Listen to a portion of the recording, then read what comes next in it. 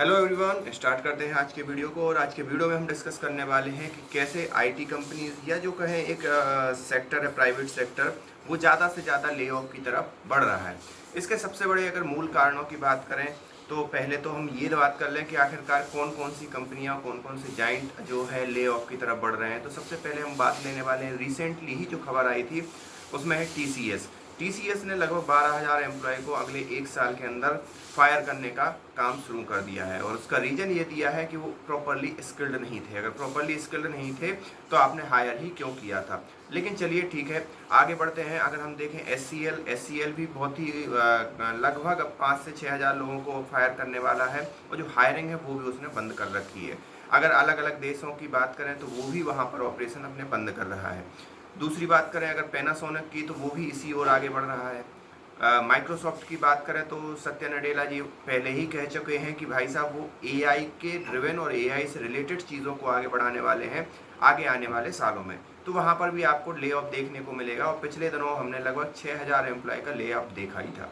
Google ने भी, अगर आपने देखा हुआ, 6 महीने या 8 महीने पहले की बात है, गूगल ने पूरी की पूरी पाइथन टीम को ही क्या कर दिया, निकाल दिया और नई टीम बनाई है जो भी है आगे चीज़ें की। और यहाँ पर जो कंपनियां, ये सारी की सारी कंपनियां तर्क क्या दे रही हैं कि भाई वो प्रॉपर स्किल्ड नहीं थे, वो एआई और नई स्किल्ड को ऑब्टेन करने में या उसको नई स्किल को सीखने में उतने काबिल नहीं हो रहे थे, इसलिए उनको हटाना पड़ा। रीज़न कुछ भी हो, लेकिन हम सभी को एक प्रकार से रीज़न समझ में आता है कि ट्रंप एडमिनिस्ट्रेशन की नीतियाँ, जो कि कहीं ना कहीं हमें इस चीज़ को दिखा रही हैं कि ट्रंप एडमिनिस्ट्रेशन कैसे दूसरे देशों की अर्थव्यवस्था पर चोट कर रहा है। और चोट करने का सबसे बड़े कारण ये भी है कि ट्रंप ऐसी नीतियां बना रहे हैं जिसमें अमेरिका फर्स्ट की नीति अपनाई जाए। उससे क्या हो रहा है, जो जैसे भारत की ही बात करें तो उसमें टीसीएस और इन्फोसिस सर्विस बेस्ड कंपनी है जो मोस्टली काम करती थी यूएस से आने वाले प्रोजेक्ट्स पर, और उनको सस्ते दामों में काम करके दे देती थी। इसलिए भी यूएस की जो कंपनियां हैं वो इन दोनों कंपनियां या कई ऐसी सर्विस बेस्ड कंपनियों को प्रेफर करती थी। लेकिन हाल ही में ट्रंप एडमिनिस्ट्रेशन की नीति और उनके वक्तव्य इस प्रकार से निकलकर सामने आए कि उन्होंने कहा कि जितने भी इंडियन वर्कर हैं या दूसरी जगह के वर्कर हैं उनको हायर मत करो, बजाय इसके अमेरिका के वर्कर हायर करो। लेकिन जो अमेरिकन कंपनी है उनके सामने भी एक चुनौती रहती है कि जो इंडियन वर्कर है वो सस्ते में काम कर देते हैं, इंडिया की कंपनी जो काम है वो सस्ते में करके दे देती हैं बजाय यूएस के वर्कर। तो ये उनके लिए भी फ़ायदेमंद होता था, इसीलिए वो इंडिया आती थी। ऐसा नहीं है उनके लिए इंडिया से कोई लगाव था।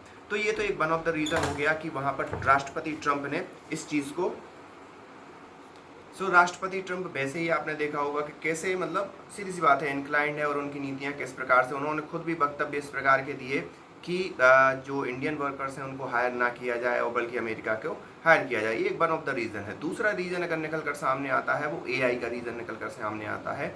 तो जैसे बीपीओ वाली जॉब हो गई, कॉल सेंटर वाली जॉब हो गई, या लो स्किल्ड डेवलपर वाली जॉब भी हो गई, वो कहीं ना कहीं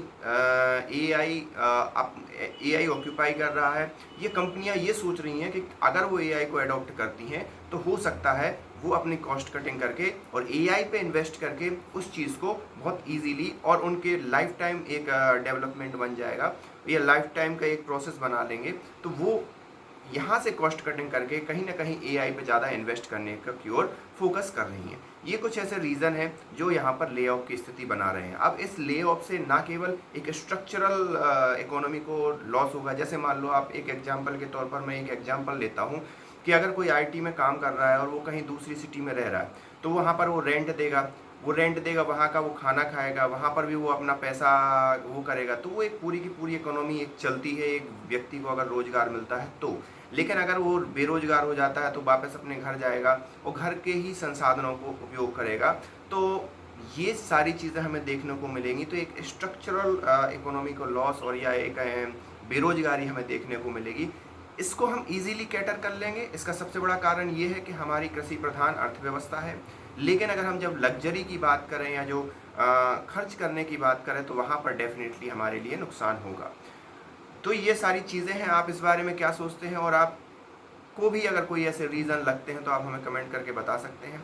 मिलते हैं नेक्स्ट वीडियो में, तब तक के लिए थैंक यू।